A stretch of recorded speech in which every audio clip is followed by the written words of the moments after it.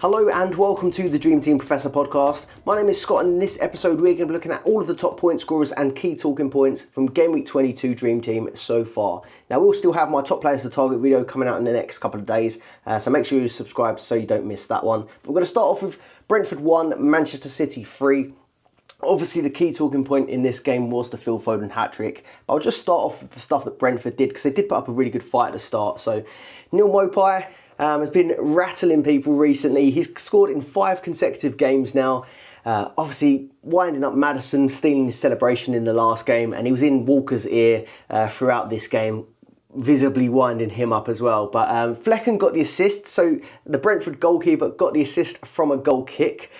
Straight through to Neil Maupay. A little bit of a barge from Ivan Toney to clear the way for Maupay to go straight through on goal, but it was a really good finish.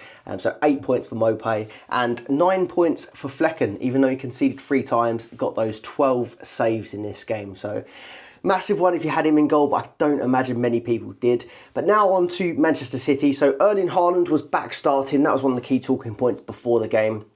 Maybe a little bit disappointing, but if you're like me, a lot of people just wanted to get him in place, just in case anything else happened with our team in the next couple of games or game weeks.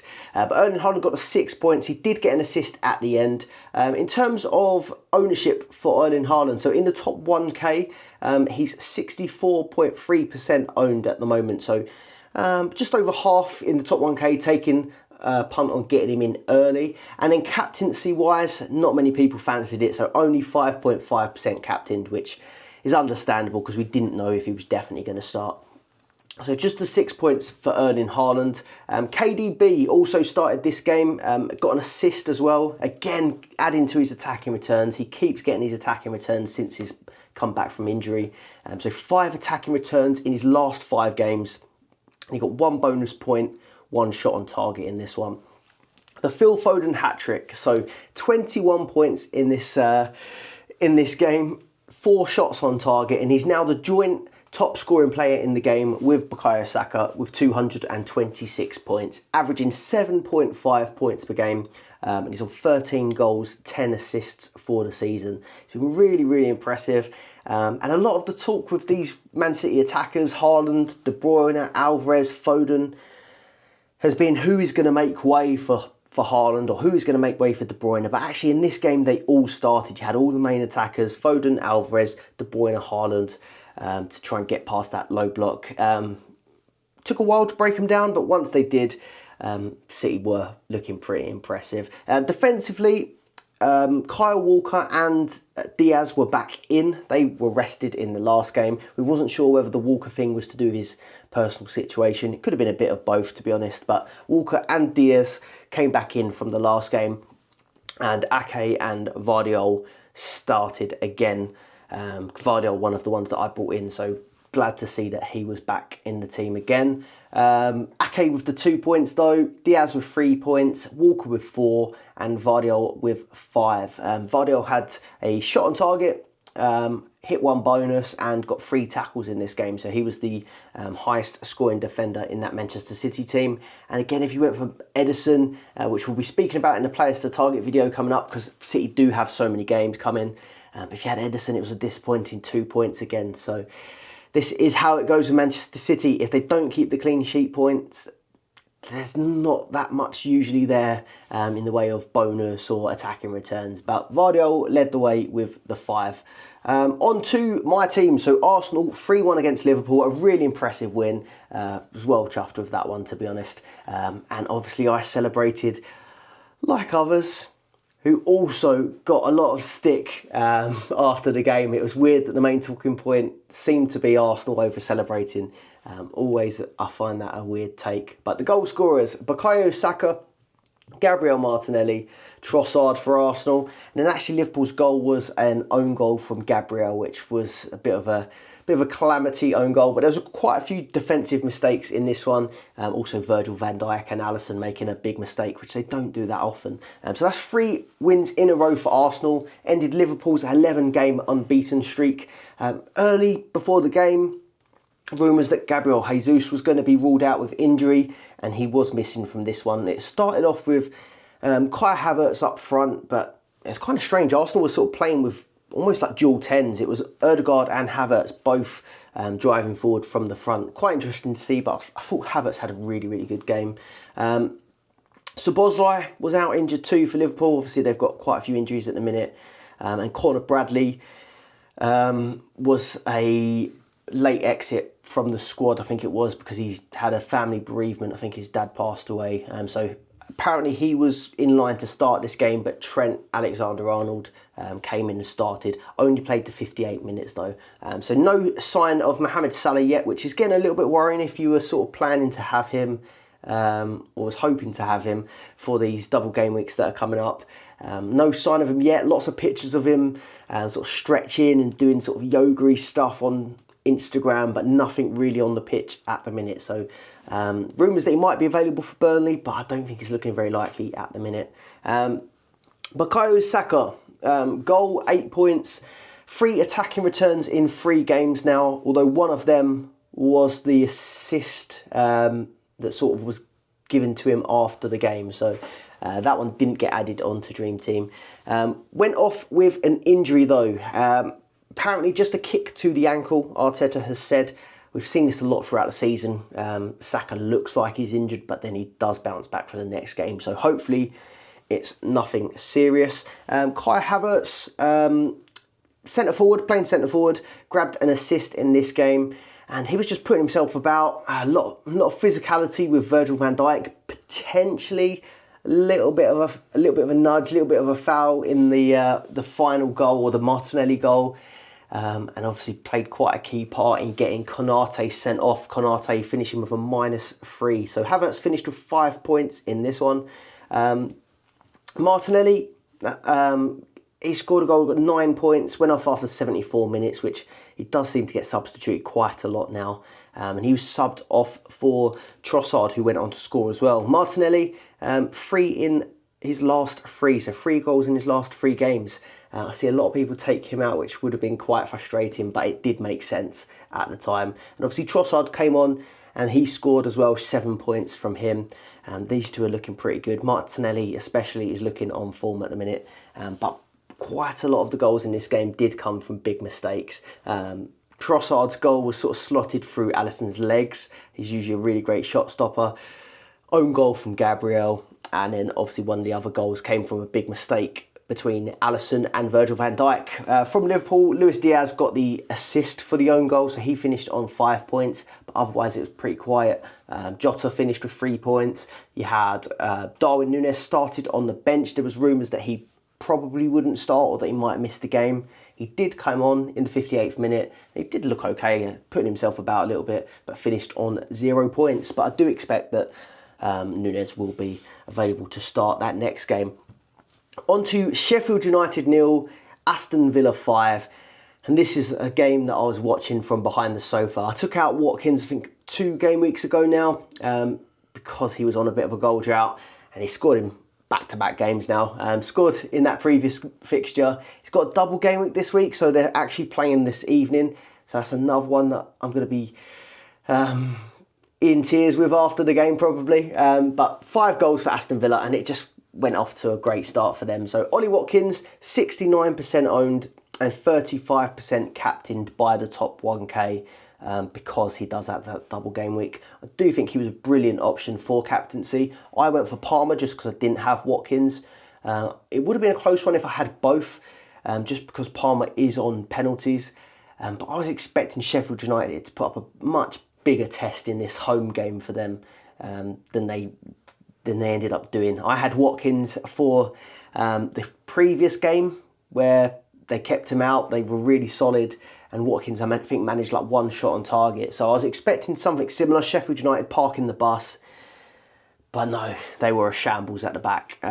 3 assists and a goal for Ollie Watkins. And it just started really early. 12th minute, 16th minute, 20th minute, 30th minute. And the 5th on the 47th. And then it was done. Straight after that second half whistle went off. The 5th goal went in. Yeah. Just a really poor showing from Sheffield United. I wouldn't be surprised if people start targeting that fixture now. We've had our eyes on some of the sort of teams down the bottom. maybe targeting Luton, for example, who we'll come on to. But Luton are putting up a really good fight recently. Sheffield United, on the other hand, aren't. So 13 goals, 14 assists for the season now for Ollie Watkins.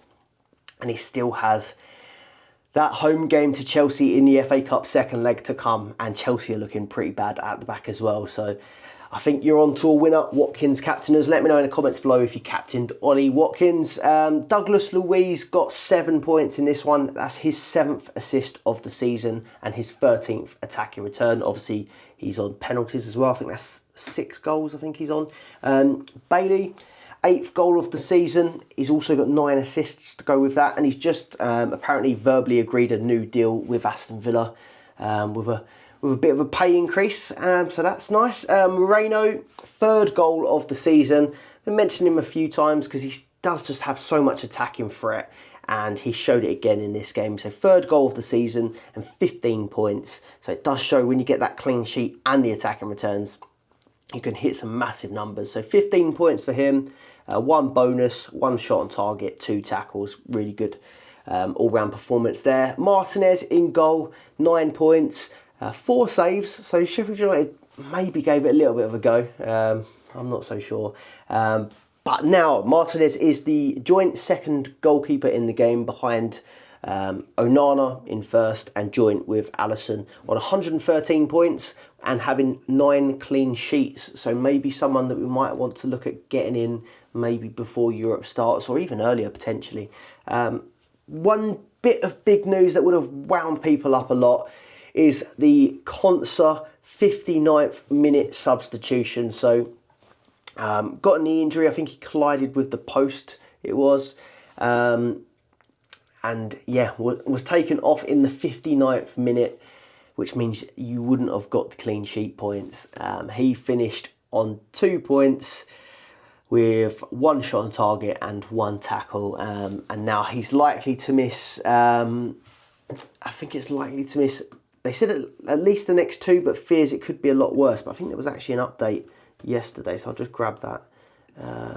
Konsa out for 3 to 4 weeks, so that is going to be a long-term one for Ezri Konsa. But yeah, that's probably it from Aston Villa, Sheffield United. Just a lot more points potentially coming your way if you are an Ollie Watkins owner. If you enjoyed the video so far, please do leave a like and subscribe to the channel for all the latest Sun Dream Team content. And if you're looking for a bit more, the Dream Team Tonic podcast we recorded on Sunday, me, Ben and Tony, do check that one out as well.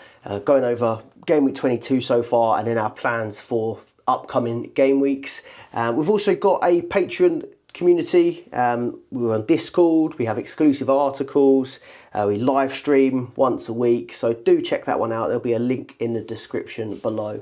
Newcastle 4, Luton 4. So I said that Luton have been putting up a fight. They really did in this game. So 4 goals either way. We're going to start with Anthony Gordon. So he got an assist early on. I think it was the goal for Longstaff in the 7th minute, but then he went off injured.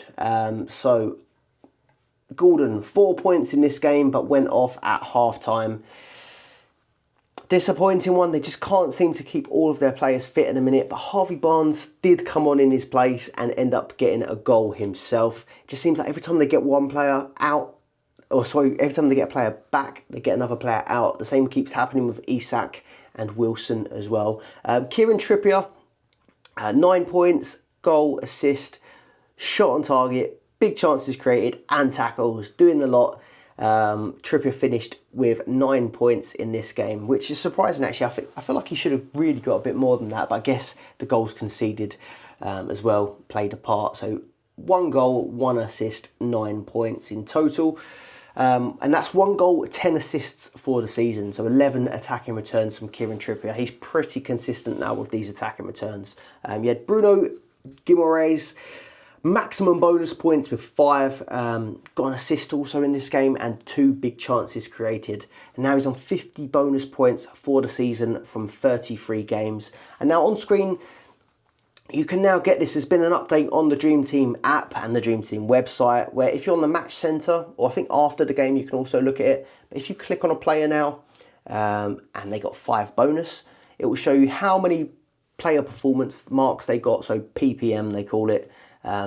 Bruno got 12, but then it will also break down how they got those 12 points. So 78% pass completion, 3 successful crosses, 2 successful dribbles, 4 fouls, 1 block, 1 interception. So there's been a lot of talk of people saying they didn't get why people were getting certain bonus points. Well, I guess they've responded by showing this. It's just a shame that it took so long, but better late than never.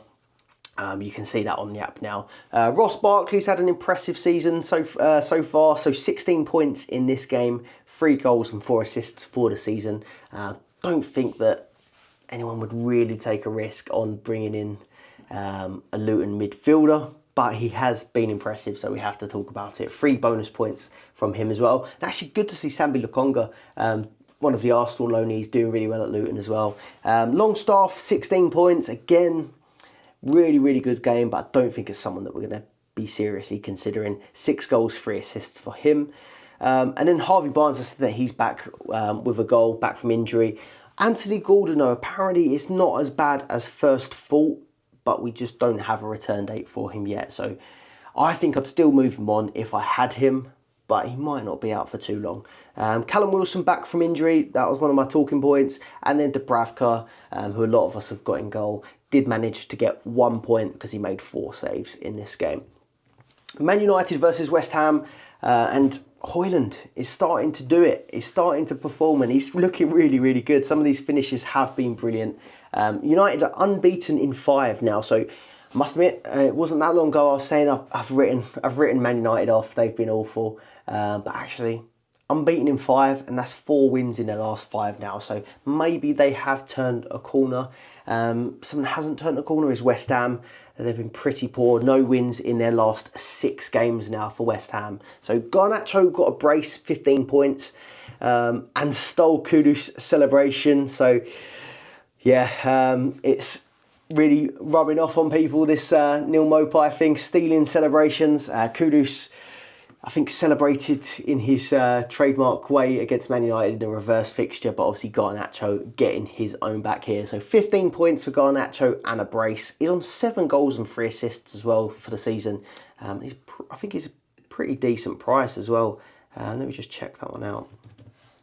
3.1 million. So if you were looking for an enabler, he could be an option. I don't think I'd go there myself, but he has been quite impressive recently. Bruno Fernandes got 5 points and an assist. He did hit the crossbar as well in this game, so it could have been more. Ticking along nicely, but again, I've been stung too many times by Bruno this season. He'd have to do something dramatic for me to consider getting him back. Rasmus Haaland, 8 points, 5 goals and 2 assists from his last 6 matches.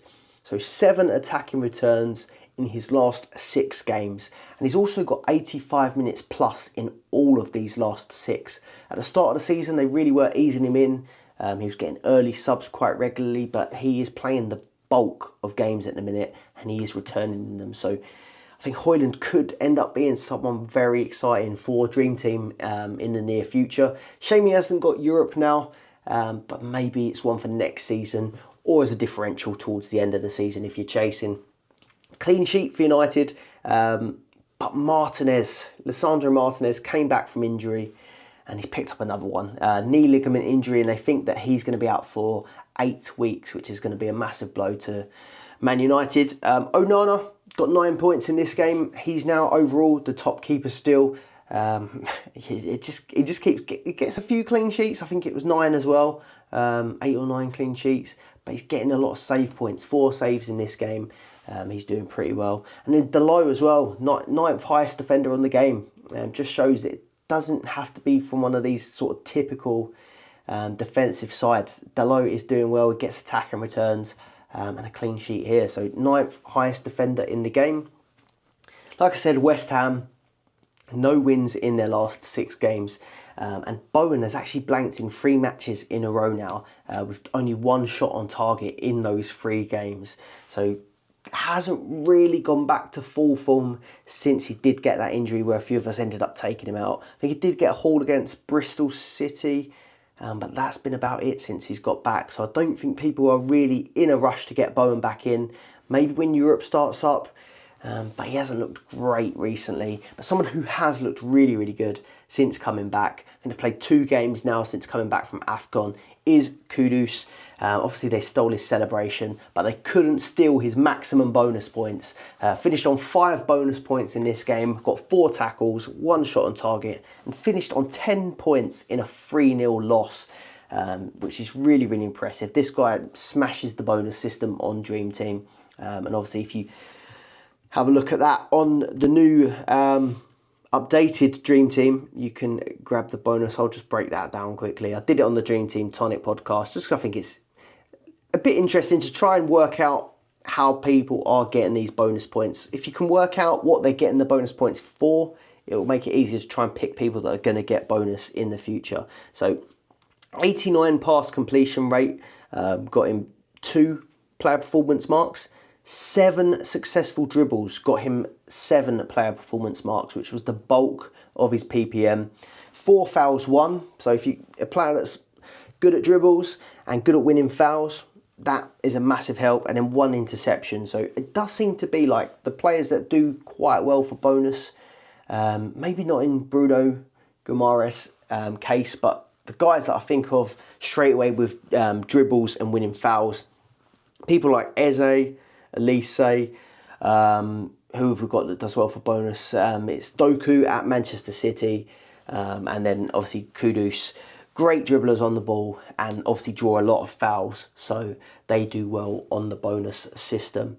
But yeah, that's pretty much it. He's going to be someone that's going to definitely be on my radar once Europe comes back into play. 8 bonus points from the 2 games that he's played when he's returned. Chelsea 2, Wolves 4. Cole Palmer did get his 12th goal of the season. That was a relief if you captained Palmer instead of Ollie Watkins, for example. You'd be happy with that. And actually, his last 3 goals have been non-penalty goals. He did have a spell where he was scoring, or he has scored a ton of penalties, but he is chipping in with goals from open play as well. He had Cunha with a hat-trick, and he's been unstoppable lately. So he scored in the 22nd, the 63rd, and then he scored from the penalty spot in the 82nd minute and finished up on 25 points in this game. And he's on 11 goals, 7 assists for the season, and he's got 5 goals, 1 assist in his last 5. So 6 attacking returns in his last 5 appearances. Really, really impressive. Pedro Neto, I thought he was quite unlucky to not get 2 assists in this game. I think one ended up being he assisted someone that shot, it was deflected. I think that was Aït-Nouri. Aït-Nouri got the assist for it instead of getting the goal, and it went down as, I think it was a Disasi own goal. But anyway, Neto was brilliant. I think he deserved 2 assists. He finished on 6 points and had 2 shots on target, 1 big chance created, got the assist. 12 assists for the season now, Pedro Neto, so he's having a really good season and he's pretty decent for bonus points as well. And probably, just like I'd said, he is a really good dribbler, probably draws quite a lot of fouls. Pedro Neto is on 23 bonus points from just 17 games played. So when it comes to wingers, it does seem like it's successful dribbles, fouls drawn that are the big draw when it comes to getting these bonus points.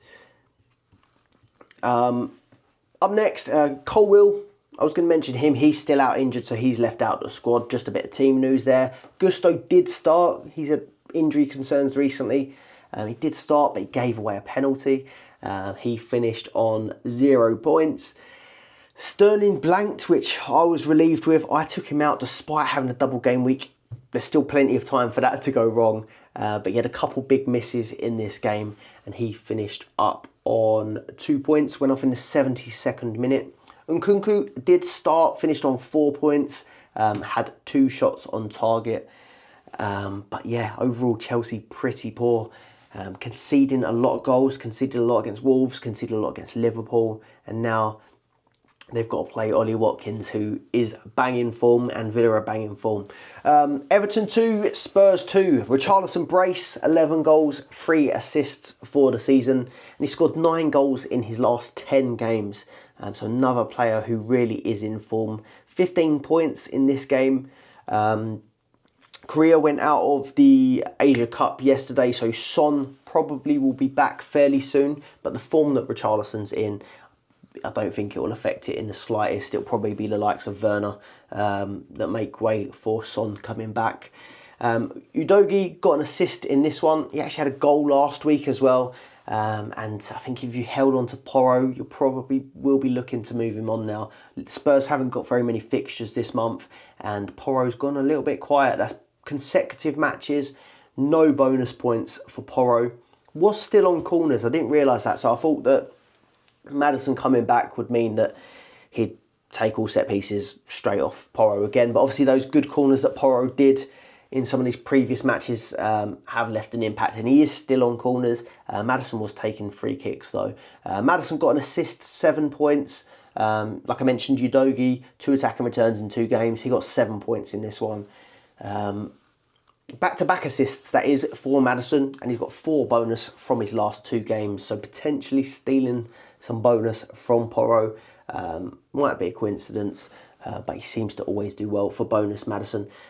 Calvert-Lewin and Harrison both are on 4 goals, 3 assists for the season. And then Garner, 155 points for the season, 31 bonus points. How many bonus points did he get in this one?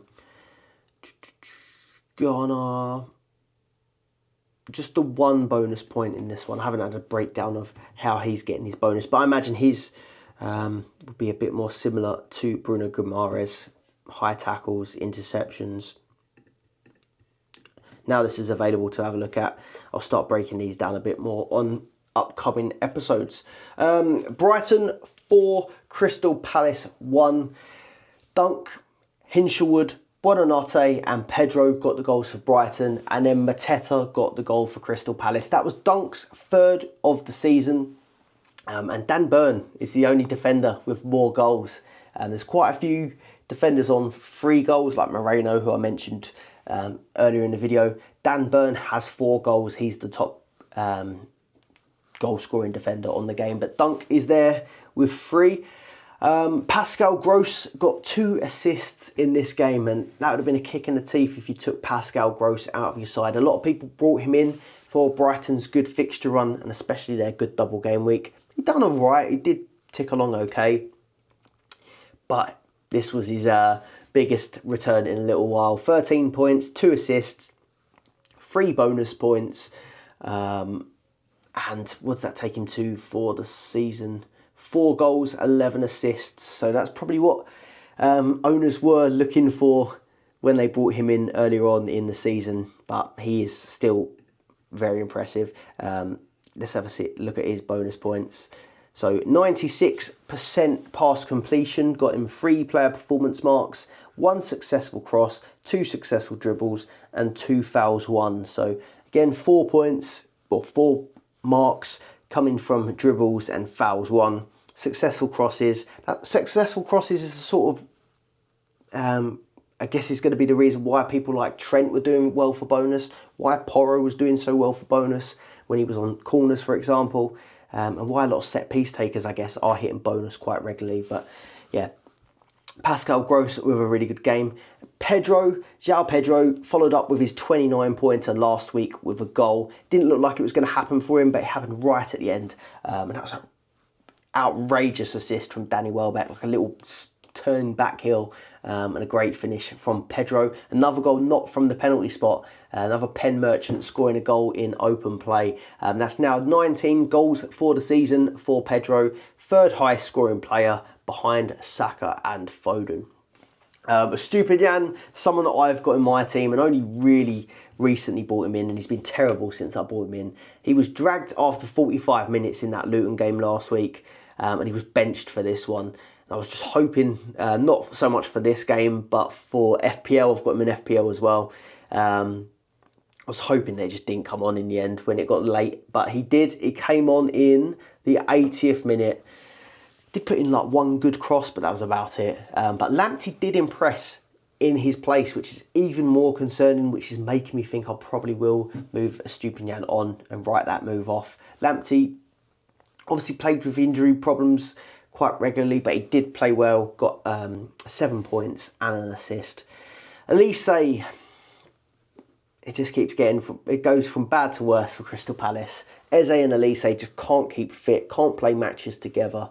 Elise's been injured. He came on for 11 minutes and pulled his hamstring, and now he's out for up to 2 months. So it just keeps going from bad to worse for Crystal Palace. But that is everything for this episode. I hope you've enjoyed this slightly different format. I will still have my top players to target video coming out in the next couple of days, but I think this way, I'd hope to do 2 videos a week if I could find the time, but I think this way just makes it a little bit easier so that we can go over what's happened and in the next video focus on what we think is going to happen in the upcoming game week with the likes of fixtures, players to target. I'm going to try and focus a little bit more on captaincy in the next couple of videos. A few of you have commented on that. So yeah, that video will drop in the next couple of days. Please make sure you like and subscribe if you want to get kept up to date with all the latest content. That will give you the notifications on YouTube when I post out. And do check out the Dream Team Tonic podcast. Latest episode is up on YouTube and podcast platforms now. Thanks for watching. I'll see you on the next one. Goodbye.